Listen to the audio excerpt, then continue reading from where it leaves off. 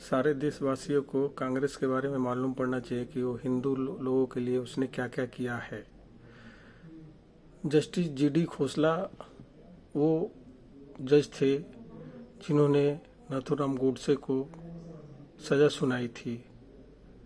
नाथूराम गोडसे को उन्होंने फांसी दिया था।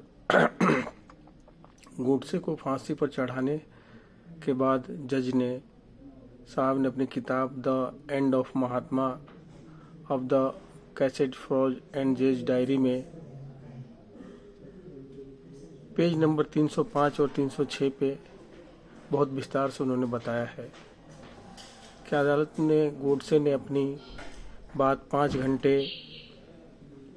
लंबे बयान के रूप में रखी थी, जो कि 90 पृष्ठों का था और 5 घंटे तक लगातार बोलने के बाद गोडसे ने बोलना बंद किया था। तभी सुनने वाले स्तब्ध और विचलित थे।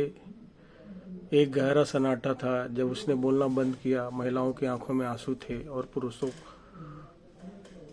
के भी आंखों में आंसू थे।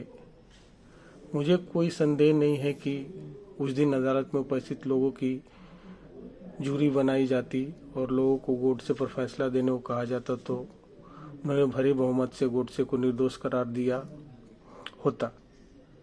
गोडसे का बयान सुनने के बाद उन्हें फांसी की सज़ा नहीं देना चाहता था, लेकिन मैं सरकार और प्रशासन के दबाव में मजबूर था। ये जज साहब के वाक्य हैं। मैं एक निर्दोष और महान देशभक्त को फांसी की सज़ा दी थी, जिसके लिए भगवान मुझे कभी क्षमा नहीं करेगा। कौन कहता है कि कांग्रेस ने पिछले 65 सालों में सनातन हिंदुओं के बारे में कुछ काम नहीं किया है? काम तो बहुत किया है, लेकिन केवल अपने मुसलमान भाइयों के बारे में। आप इसके बारे में पूरी हिस्ट्री निकालिए और जानिए कि कांग्रेस ने क्या क्या कानून बनाए अल्पसंख्यकों के लिए, मुसलमानों के लिए। हिंदू के लिए कुछ नहीं किया है। जैसे पाकिस्तान बनाया केवल मुसलमानों के लिए, बांग्लादेश बनाया केवल मुसलमानों के लिए, कश्मीर में धारा 370 लागू किया केवल मुसलमानों के लिए, अल्पसंख्यक बिल बनाया केवल मुसलमानों के लिए, मुस्लिम पर्सनल लॉ बोर्ड बनाया केवल मुसलमानों के लिए, जो जिस पे आज संसद में बिल आ रहा है। वक्फ बोर्ड केवल मुसलमानों के लिए, अल्पसंख्यक विश्वविद्यालय बनाए केवल मुसलमानों के लिए, हिंदुस्तान का बंटवारा धार्मिक आधार पर किया केवल मुसलमानों के लिए, हिंदू मंदिर का चढ़ावा हड़पने का कानून बनाया मुसलमानों के मदरसे को चलाने के लिए, हज यात्रा की सब्सिडी देने का नियम बनाया मुसलमानों के लिए, एंटी काउंसिल वायलेंस बिल संसद में पेश किया मुसलमानों के लिए। भला हो बीजेपी का कि वो बिल संसद में पास नहीं होने दिया। इस बिल को भी कांग्रेस पास करवाने दोबारा आई, लेकिन मुसलमानों के लिए।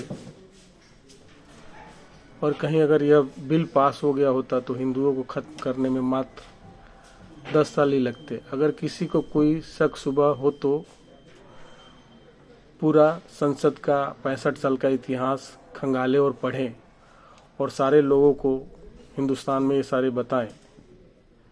देश को चुपचाप इस्लामिक देश बनाने की तैयारी थी कांग्रेसियों की, और हिंदुओं को सिर्फ आरक्षण का झुंझुना देना था ताकि हिंदू समाज सदा बिखरा रहे और आपस में लड़ता रहे और कभी गजवे हिंद द्वारा अपने इस्लामीकरण की साजिश को समझ ही ना पाए। हिंदुओं को 2 दर्जे का नागरिक, सेकंड रेट सिटीजन बनाने के लिए हिंदू कोड बिल लाई, वो भी केवल मुसलमानों के लिए। कभी भी मन करता है कि पोस्ट ही ना करूं।